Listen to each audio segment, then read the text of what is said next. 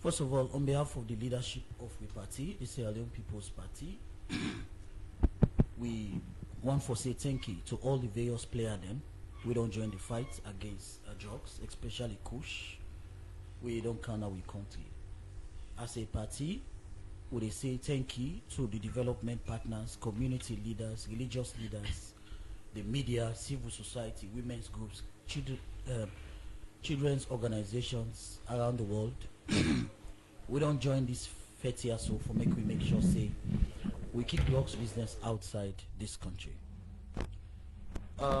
This morning I want to make we look at few things that we as a political party and government don't they do for make sure say we kick drugs out of this country also. When I remember a few years ago where the drugs business began for rise again, we implement a zero tolerance on drugs from the highest level in this country also. And imagine immediately where the drugs business begin for rise, the president began for declare a national health emergency on drugs. And he began for set up the national emergency, the national task force for address the issue of drugs. We don't yield a lot of fruit. Issue of drugs now a national concern. So for we take them personal. And as a party, we own up to things and where we don't do, and things and where we been for do, and they challenge them where we get. We make them things and they not happen. Because for fat drugs, now any country in the world, it's a very complex situation. Why?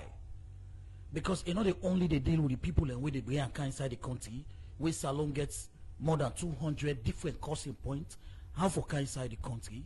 It also get for do with the people them where they mix the chemical inside this country. It also get for do with the people them where they distributor inside the country. It also get for do with the people them where they marketer inside the country. It also get for do with the people them now where they buy and for taker.